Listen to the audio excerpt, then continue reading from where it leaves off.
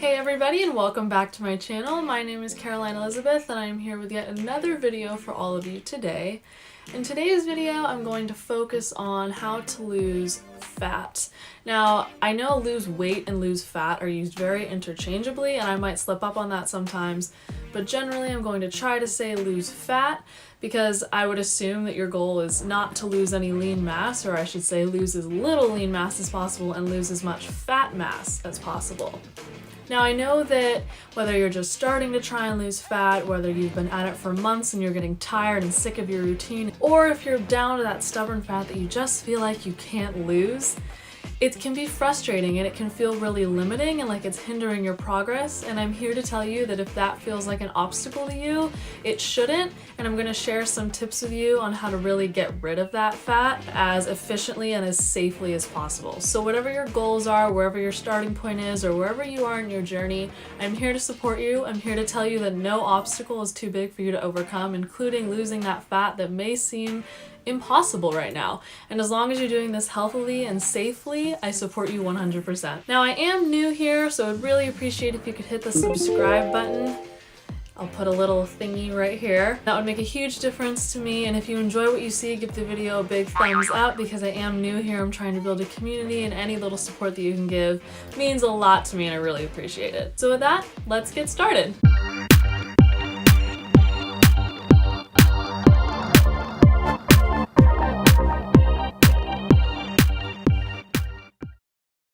To start, losing fat really is about consistency, it's about patience, and it's about recognizing that this is a slow and steady progress. You can attempt to do it rapidly, but that's called crash dieting, and I guarantee you for physiological reasons and mental reasons, it's not going to work.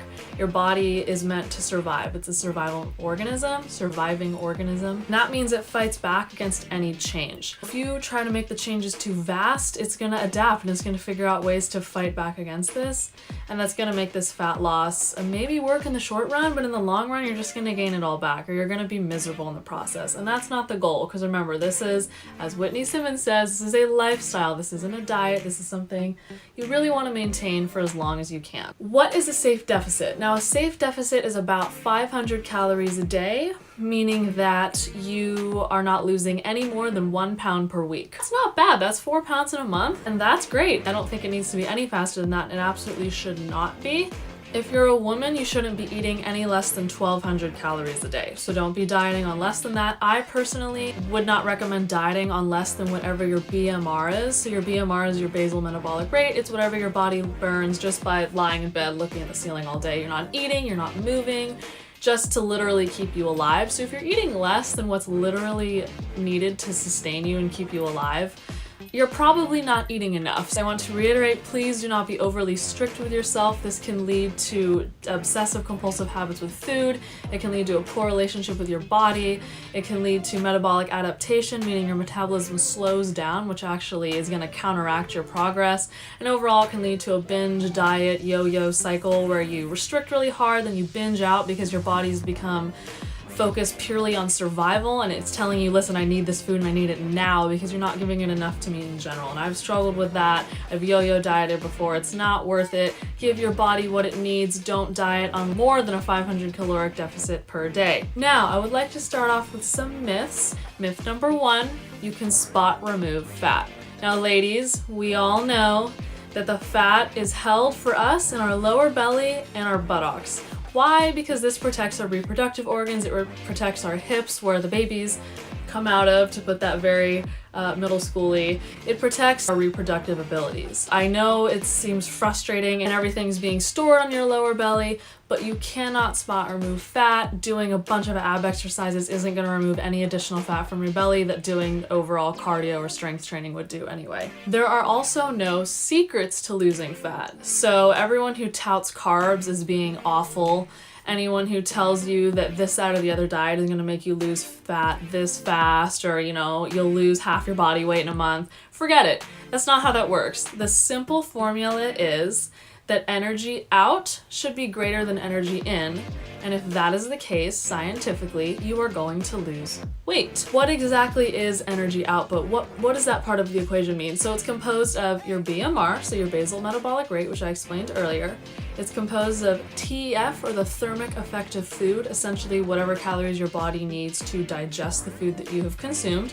The thermic effect of exercise, this is what you burn at the gym, going for a walk, any sort of exercise that you do. And finally, there is NEAT, so non-exercise activity thermogenesis. This is from stuff like doing the laundry, from me moving my hands around right now to film this video, anything that you do that isn't considered exercise, but is nonetheless movement and therefore requires calories. Now that you understand the basics and the two myths that people may or may not have thrown at you that are absolutely not true, we'll start with the tips and the tricks, some of which you've absolutely heard before, but I nonetheless want to go over, and some of which I've sort of stumbled upon that I haven't heard or been told, but that I know work from my own personal experience. So the first thing, and I'm sure you've heard this 5,000 times, and I'm going to say it again because it's so true and it's so important, don't just do cardio, also do strength training. So lift weights. This is going to help ensure that the majority of the weight that you are losing comes from your fat stores, not from your lean muscle stores. If you're doing strength training, your body thinks, oh, I'm still using these muscles, I can't degrade them because I need them. So you need to work those muscles so that your body doesn't cut down on your lean muscle mass,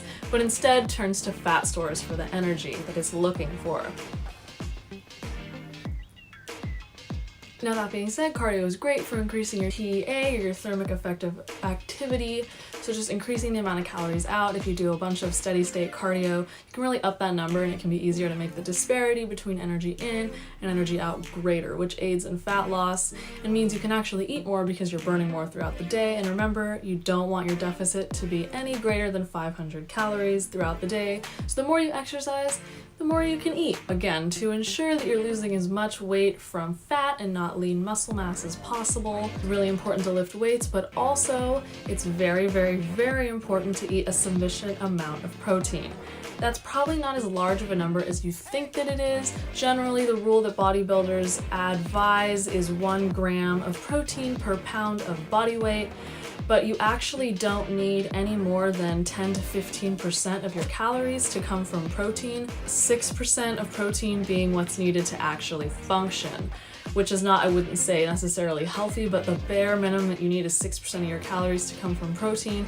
Now I know that frequently I get almost 30% of my calories from protein, which I have really, really tried to cut down on because there have been some links out there that tie the consumption of animal protein in great quantity back to cancer, which I have very mixed feelings about that. I can make a video on that later. I have been making an effort to reduce my protein consumption because it was primarily coming from animals, and now my consumption is largely plant-based. I'm a flexitarian. I do, when I cook for myself, try to use plant-based sources, but the point of this is, yes, eat a sufficient amount of protein, but just because the 1 gram per pound of body weight is the rule that you hear all the time doesn't mean that's the rule that you necessarily need to follow. I know there are many, many days where I'm getting maybe 0.5 gram per pound of body weight, and I haven't seen any negative impacts. I still feel as though I'm making progress and growth, and my strength is building. So maybe start with 0.5 to 0.7 grams per pound of body weight and see how you're feeling. If you don't think that's enough, then go closer to 1 gram per pound of body weight. I would not recommend going over that, but definitely make sure you're getting a sufficient amount of protein in your diet. I swear, I need like a glass of water. My throat gets so dry. I don't have water and I'm not moving, so that's fun. Tip number 3, track your macros at least to start. I use my FitnessPal. It's great, it's simple, it's organized, it does what I need it to do, and it's free for the basic features, which in my opinion are completely sufficient. That being said, some people do get really fixated on the numbers, and if you find that this is the case for you, or if you've suffered from an eating disorder in the past and this could be a trigger, absolutely do not do this. And even if you do start doing this, I wouldn't stay on it forever, because it kind of makes you feel as though your diet isn't as flexible, like you have to track everything, and if it's not tracked and weighed accurately, then you're missing out or you're not doing enough or whatever. But it can give you a good sense of portion sizes and exactly how many grams from each of the macronutrients you're getting over the course of a week, of a month, what have you. So it's something that if you've never done it before and you're just really getting started, or you think it could be a tool, then I would recommend doing it. When it does give you a sense of how much you're eating throughout the day, so you make sure you're not eating too much and you're not eating too little. Tracking is only an estimate, because even on your nutrition labels, the FDA legally allows companies to have a 20% margin on the nutrition facts in either direction, meaning something that's 250 calories may actually be 300 calories, may actually be 200 calories. So it's really important to remember to always listen to your body. Don't force food down and don't ignore extreme hunger. Tracking is just a tool to help you understand where you're at and understand what you're eating and what's in what you're eating, but don't rely exclusively on it. It's not the tool, it's a supplementary tool. Number 4 is track your progress. So whether that's through progress photos, whether that's through a body fat scale. I have a body fat scale, it's the 1x1 scale. I will link it down below. It shows me, let's see if I can remember all of it, body fat percentage, lean muscle mass, visceral fat, water content, bone density, my BMR. Using that, it gets me BMR. So that's a great way for me to see my weight, but so much more than that, because your weight can be increasing, but that could be because you're putting on lean muscle mass, right? It's important to see where your body fat percentage is relative to your lean muscle mass percentage and make sure the muscle mass is at least staying the same, preferably going up, and the body fat percentage is what's coming down. Just because your weight is decreasing or increasing, that really actually doesn't mean anything on its own. The scale itself, and while I know it's accurate because I took a DEXA scan and it, showed the exact same results as my scale was showing, progress photos can be a great way to do this. Sometimes if your fitness journey has been going on for 1 or 2 years, you really forget where you started.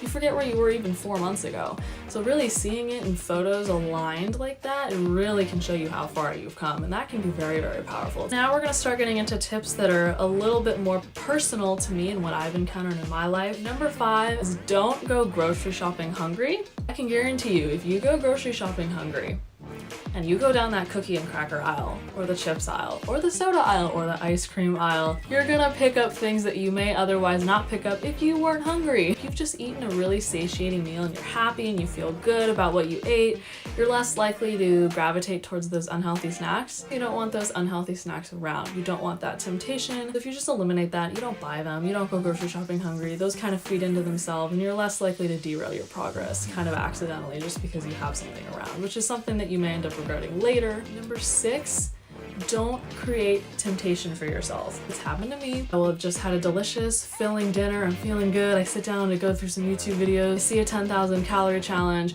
I click on it. I watch the person stuff their face with all the food that I love because I'm a huge foodie and I just want to eat ice cream and pizza and hamburgers all the time, but I can't because that's not good for me. But I see them do it, even though it's for one day. I see it, and now I'm starving, and all I want to do is go through 5 pints of ice cream and 2 bags of cookies. Why do they do that? Why do they create the temptation that absolutely did not need to be there? Even for myself, unless I'm eating a meal at that moment or I have yet to eat, I won't even watch like what I eat in a day videos because the sight of food is going to make you hungry. Humans are environmental eaters, so they really eat on the basis of the environment. So you're more likely to eat in groups. You're more likely to eat if you're watching videos of food. I can make a whole video on that. If you're armed with the knowledge that the environment really impacts what you eat and what you consume and what sort of things can trigger you to be hungry or snacky when you don't necessarily need to be, it can help you avoid those situations and avoid unnecessary snacking. Number 7 is drink plenty of water. I actually don't drink more than 32 to 40 ounces of additional water per day, which seems weird considering I sweat excessively, but this may be because I naturally run very hydrated. I don't ever force water down, but what I will do is if I've just eaten a meal and I should be full, but I'm still hungry, I will go drink a glass of water and that will kick that. If you're really dehydrated, it can actually make you feel hungry. I presume this probably has to do with the fact that I learned this in my nutrition class. You actually don't need to drink much supplemental water at all to be naturally hydrated. Now this varies depending on how hard you exert and how much you exercise, but the average person gets as much water as they need just through nutrient-dense foods if they have a healthy diet, because a lot of nutrient-dense foods have a lot of water in them naturally, so you're replenishing your water stores a lot through nutrient-dense foods that you're eating. So if you're on a healthy diet anyway, and you're drinking water while you're exercising, you're probably getting enough as long as you don't feel thirsty. But if you are hungry at times where it feels like you shouldn't be, this could be because you're thirsty. Tip number 8, eat fiber. So I'm a snacker. Around 12 or 1 I eat lunch, around 5 or 6 I eat dinner. Around 3 or 4 I need a snack because I'm hungry. Sometimes I will be ravenous by 3 or 4 depending on what I had for lunch. But I have these carb balanced tortillas, which I'll link down below, which have half the daily recommended amount of fiber in one tortilla, 60 calories, so a small snack. Put some turkey on that. Sometimes I won't even, I'll just eat the tortilla because I think it tastes good. And I will be full. And it will keep me full for like 2 hours. 60 calories. Why? Because it's chock full of fiber, and what fiber does essentially is it delays the dumping of your stomach, so it delays gastric emptying, which means any contents that are remaining in your stomach are gonna stay in there longer. So even if the only thing in there is a tortilla, it's gonna stay in there and it's gonna keep continuing to make you feel full. If I ate 60 calories of like berries, I wouldn't even feel like I ate a snack at all. Really incorporate fiber into your meals and incorporate fiber into your snacks, because it's gonna keep you from eating more in the long run. At least it does for me, and it's a great way to keep you full so you're not constantly feeling hungry on a diet, which sucks, which is miserable, and you don't want to feel that way. Tip number 9, and the final tip, is remember, if you can, to meal prep. This is hugely beneficial if you have a very busy schedule.